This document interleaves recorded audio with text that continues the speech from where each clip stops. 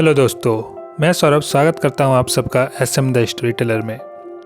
दोस्तों, एक बार एक आदमी काम के तलाश में निकलता है और जब वो निकलता है तो उसे अपने एक मेंटोर का याद आता है। वही मेंटोर है जिसने उसको ज़िंदगी में बहुत बार हेल्प किया था और वो आदमी इस बार भी अपने मेंटोर के पास एक उम्मीद लेके गया कि वो उनकी हेल्प करेंगे।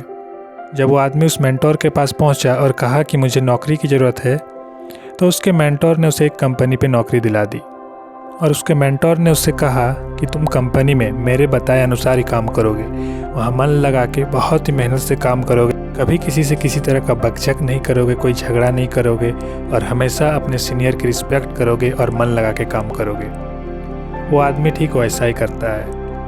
काफ़ी दिन बीत जाते हैं। साल भर बाद वो आदमी वापस अपने मेंटोर से मिलने जाता है। जब वो वहाँ जाता है तो उस मेंटोर को दिखता है कि वो आदमी बहुत ही दुखी लग रहा है। कारण का पता नहीं, लेकिन उसके चेहरे से साफ झलक रहा था कि वो बहुत बड़ी मुश्किल में है। उसके मेंटोर ने पूछा, क्या बात है? तो आदमी ने कहा कि मैं उस कंपनी में काम करता हूँ, बहुत ही मन लगा के काम करता हूँ, लेकिन मुझसे कम काम करने वाले लोग, मुझसे कम मेहनत करने वाले लोग, उनको प्रमोशन तो मिल जा रही है, मुझे प्रमोट नहीं किया जा रहा। तो इस पर मेंटोर ने कहा, अच्छा, क्या तुम्हें लगता है कि तुम बहुत मेहनत से काम कर रहे हो? तो उस आदमी ने जवाब दिया, हाँ।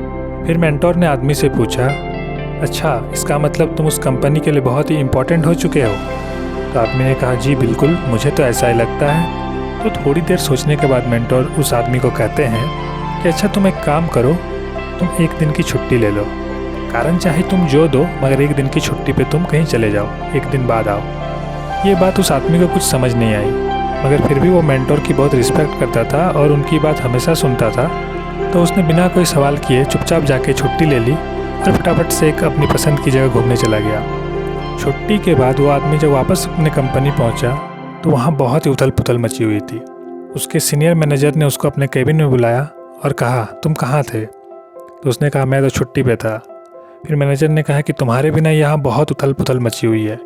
जो काम बहुत आसानी से हो जाते थे वो काम बहुत ही मुश्किल से होने लगे और मुझे लगता है कि वो काम यहाँ कोई करने लायक ही नहीं था जिन कामों को तुम बड़े आसानी से कर लेते हो, जिस वजह से कल मुझे बहुत सारी दिक्कतों का सामना करना पड़ा। मैं चाहूँगा कि आज से टेक्नीशियन की जगह तुम एज ए सीनियर टेक्नीशियन मेरे कंपनी में काम करो। यानी कि उस आदमी का आज प्रमोशन हो चुका था। ये देख के वो आदमी बहुत खुश होता है। वो अपने मेंटोर को मन ही मन थैंक यू बोलता है।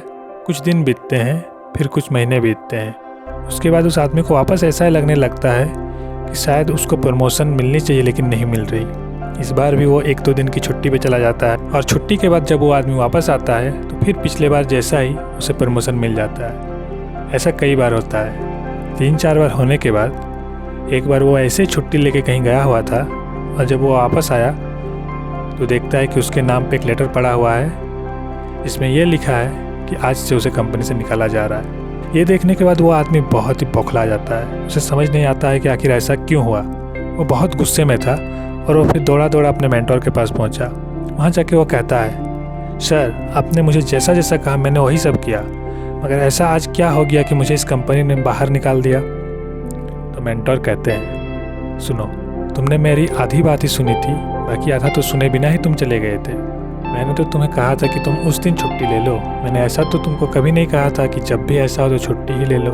फिर मेंटोर कहते हैं, मानो तुम्हारे घर में एक लाइट बल्ब है जो हमेशा ही जलता है, तुम उस पर कभी गौर नहीं करते, मगर किसी दिन अगर वो ऑफ हो जाए तो तुम्हारा ध्यान उसकी ओर जरूर जाएगा। और मानो वही बल्ब अगर बार बार ऑफ हो जाए तब तुम क्या करोगे? तब तुम जाके देखोगे कि आखिर उस बल्ब के साथ प्रॉब्लम क्या है और तुम उस बल्ब को रिप्लेस कर दोगे। जी हाँ दोस्तों, हमारे साथ भी ऐसा ही होता है और ये किसी कंपनी की कहानी नहीं बल्कि हमारे जीवन की कहानी है। हम जीवन में भी अपने परिवार वालों, दोस्तों और सभी को गारंटेड ले लेते हैं। समय के साथ हम उनको वो प्रमोशन नहीं देते जो हमें देना चाहिए, जिस वजह से कहीं ना कहीं उनके मन में कई तरह के भाव उत्पन्न होते हैं कि आखिर सामने वाले की नज़र में मेरी इज्जत कम तो नहीं हो जा रही है। और यही कारण है कि लोगों के बीच बहुत तरह की गलतफहमियाँ होने लगती है और झगड़े होने लगते हैं। तो दोस्तों, जीवन में हमें कभी भी किसी को गारंटेड नहीं लेना चाहिए, ना ही किसी के लिए गारंटेड बन जाना चाहिए। यानी कि कभी भी किसी के लिए हमेशा अवेलेबल होना ये बहुत बुरी बात है। कभी कभी कोशिश करो कि लोगों को अपनी अहमियत समझाने के लिए उनसे दूर हो जाओ। हाँ, वहीं आपको ये भी ध्यान रखना होगा कि आप ये बार बार ना करो, नहीं तो जैसे इस कहानी में उस आदमी को कंपनी से बाहर निकाल दिया गया था, आप भी उस इंसान के जीवन से बाहर हो जाओगे।